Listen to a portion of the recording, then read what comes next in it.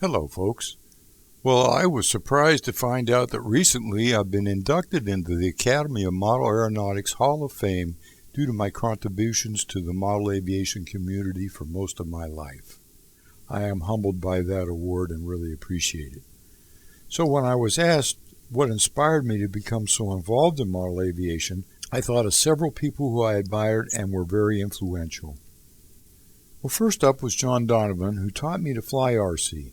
He owned Donovan's Hobbies in Sioux Falls, South Dakota, and I met him when I became stationed there for 4 years. I had been flying U-control airplanes since I was 8 years old, but when I jumped into RC, it began with John's instruction. The first plane I learned on and never crashed was this VK Cherokee with the Merco 49 engine in it. The second plane I began flying was the Lou Andrews Aeromaster Biplanes, of which I've had many and entered them in many contests over the years. Before John passed away last year, I bought an old Aeromaster he still had and actually had him sign it for me. I'm going to be flying it today in his honor and his tribute, for which I would not be involved without his help back in the early days of RC. Well, the next person who I admired and who influenced me a lot was Phil Kraft. He owned the company that invented and manufactured the very first RC digital proportional radios made in the USA. He invited me to work there in his Signature Series line after I published an article in Model Aviation magazine on how to add half-rate switches to any transmitter. Well, the next person that comes to mind who inspired me was Bill Evans of Bill Evans Aircraft. He taught me all about flying wings, and I especially loved his scimitars. I also fell in love with Bill's Astron 40 X-Wings, which I also flew successfully in many contests. Bill was a never-give-up kind of guy. Well, the next person who really inspired me was John Simone Jr. He was the national helicopter champion at the time and owned American RC helicopters. He taught me to fly RC helicopters using his Manus and Super Manus designs, and even offered me the job to fly the Byron F-16 jets in the movie Blue Thunder. John's still alive, and he's still flying. I began experimenting with all kinds of helicopter flying, single rotor blades, counter-rotating machines, and night flying, which was unheard of then. When I figured out the best way to do it, I was encouraged to write the first ever articles on the subject. Today, everybody night flies, and I'm very happy it caught on.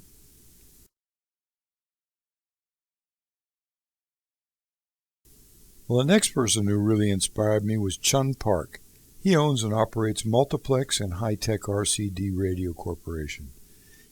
He inspired me to move forward with my tail rotorless helicopter invention and my electric tail rotor motor ideas for helicopters and sell them to Kyosho Corporation in Japan to be manufactured.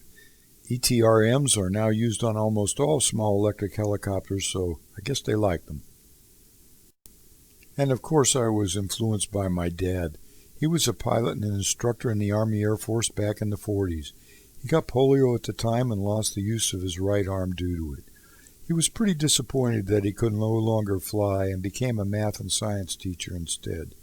He showed me things he could do with one arm that I couldn't do with two. That was really an inspiration to me. He never pushed me in any career direction, but approved my aviation career in the Marine Corps and also my love of model airplanes. Rest in peace, Dad. And of course I also must thank my wife Ilea, for without her patience and understanding all these years, I could not do what I do, and sometimes they're pretty crazy. She inspires me to keep going, gives me credit, especially in these times, and is always there when I need her. And of course I thank all my viewers who give me ideas and support. Well, I've made plenty of mistakes in my aviation learning curve, and I've always tried to pass them on to you so you don't have to make those same mistakes. So without further ado, here's a tribute flight to all, and especially to John Donovan, my friend and RC instructor from the past. Here we go. I might add that the last time John Donovan flew was just a couple of years ago before he passed away. I knocked on his door and I said, "Let's go flying."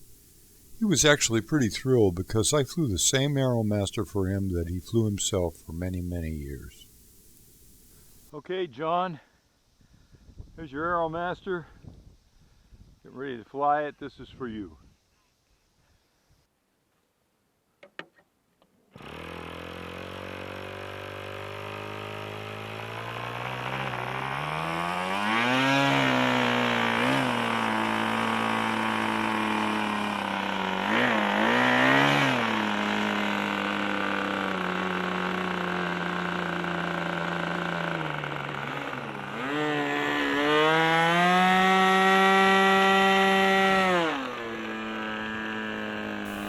I had a lot of trouble getting the needle valve set on this engine. It kept quitting at idle. When I finally got it right, I couldn't get it to idle low enough to land, as you'll see.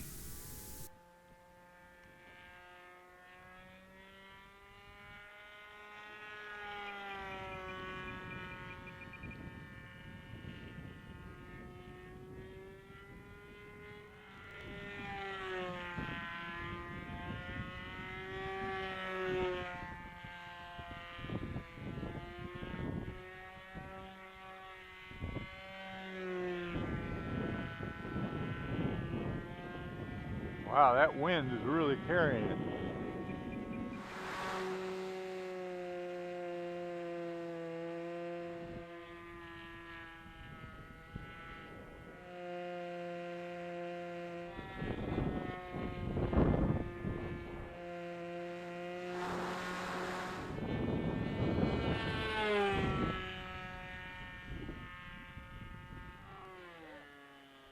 That's the lowest idle.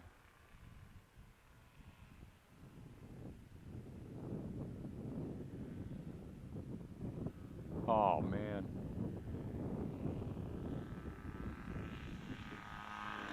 I can't land it like that.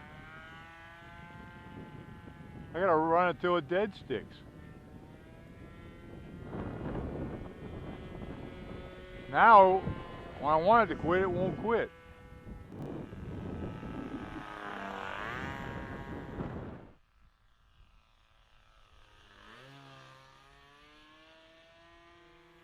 Maybe if I took it up and did a spin.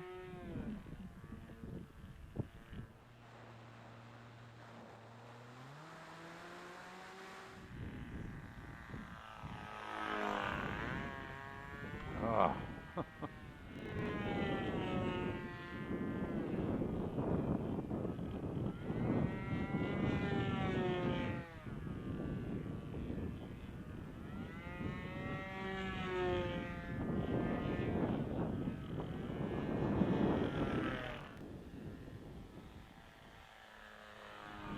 It's pretty full.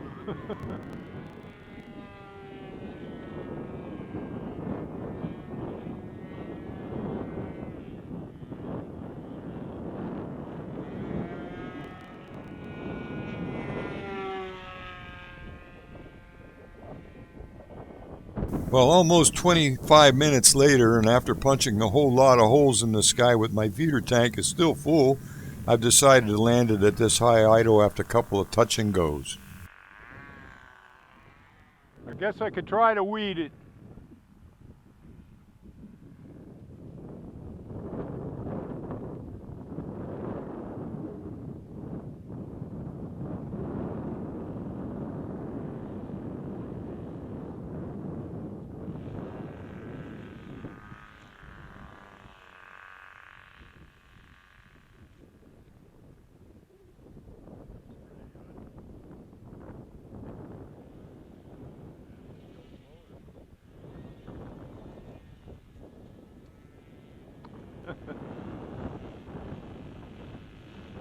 Uh-oh.